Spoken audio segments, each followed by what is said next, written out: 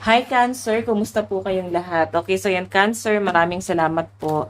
So walang sawang pagsubaybay sa ating pong mga reading, and kung ikaw ay bago pa lang sa ating channel, mag-subscribe na po kayo, then i-click mo na rin yung ating notification bell para lagi kang updated sa ating mga bagong upload. Okay, so guys, sa mga interested naman sa ating private reading, nasa description box below lang po yung link ng Facebook ko.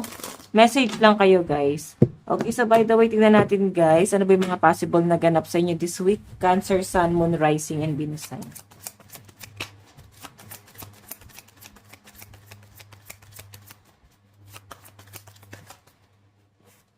So guys, meron tayong Queen of Fire. Actually guys, ikaw ay natitempt sa isang bagay. Okay? Pasensya na. Natitempt ka sa isang bagay. Pwedeng mapasugal ka rito. Okay? Medyo may pagka-impulsive na desisyon ka na gagawin ngayong week na to. And ang sinasabi rito, napakatapang mo nga harapin tong bagay na to. Okay? Kumbaga parang alam na alam mo sa sarili mo kung mananalo ka or matatalo ka niya sa bagay na yan. Kumbaga parang sobra yung pagiging confident mo dito, Cancer. Okay? Tingnan pa natin.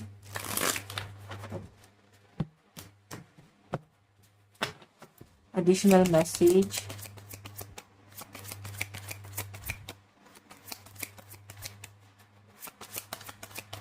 So, yan. Aries energy to, oh. So, I think yung iba sa inyo, parang ine-embody mo yung energy ni Aries, Cancer.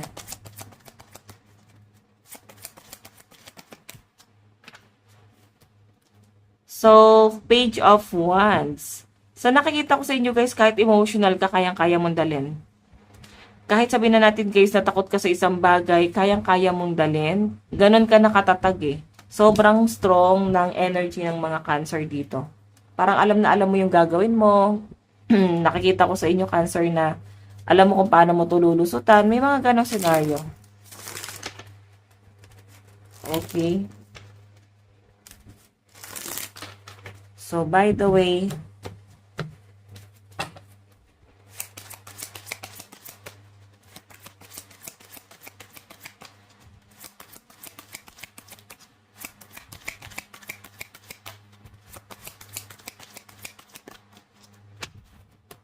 so, meron tayo guys, The Magician. Ayan. Ito naman guys, The Magician, sa nakikita ko rito, hindi mo na kailangan ng kahit na sino. Sobrang tatag mo na. Sa nakikita ko ngayong week na to, gigising ka ng payapa. Ang dami mong iniisip nitong mga nakaraang buwan, weeks. Pero ngayong week na to guys is parang acceptance eh. May mga bagay ka nang tinatanggap dito and na-let go. Kaya ganito ka ka-positive. And yung nakikita ko rin sa mga Cancer dito, mas mas motivated ngayong week na to. Kumbaga, mas gusto mo yung nag-iisa. Tignan mo, kahit emotional ka nga dito, hindi ka nagpapa-guide sa ibang tao or hindi mo dinedepende yung sarili mo sa ibang tao. Kumbaga, parang naging matigas ka. Okay? Emotional ka, pero parang mas pinatatag ka ng emosyon mo na yon. Ganun na yon. So, kaya nga may pagka-impulsive ka sa mga desisyon na gagawin mo ngayong week na to eh. Okay, hindi ko naman siya masabing parang biglaan, pero confident ka dito sa mga plano mo, walang pag-hesitate, ganon. Again,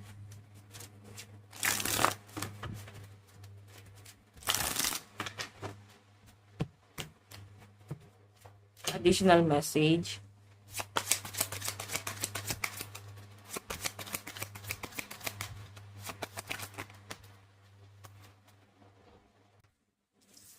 Kung makikita nyo guys, 8 of Fire. So, tignan mo oh, napakagaan sa pakiramdam yung mga taong sinasamahan mo, sobrang healthy. Kumbaga, ang healthy ng environment nila, yung may peace of mind ka talaga sa kanila guys, mas nabibigyan kanila guys ng guidance. So, nandun na yon. Okay? Kumbaga, ikaw ay nasa healthy relationship, then relationship mo sa ibang tao. May nakikita akong travel dito. Siguro marami-rami kayo. Baka ito ay team building or pwedeng grupo nyo ng mga friends mo. Baka may reunion na maganap. So, may travel ako nakikita rito. Pwedeng iba sa malayo din manggagaling. Ayan. Tignan natin.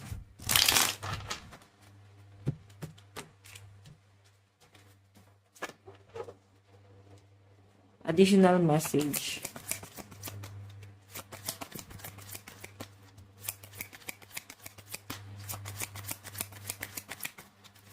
Additional message.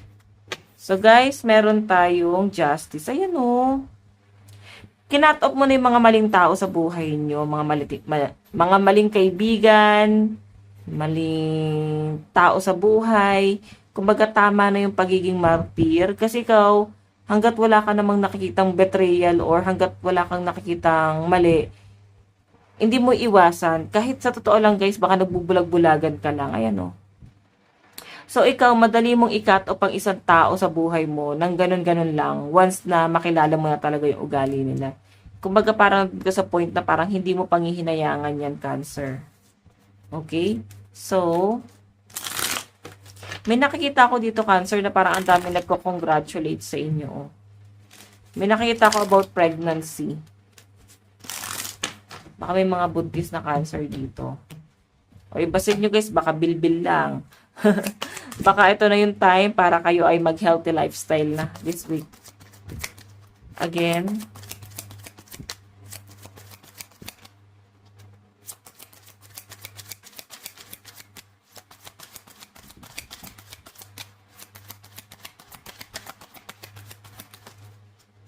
Meron tayong 9 of Air. Meron dito someone na stuck.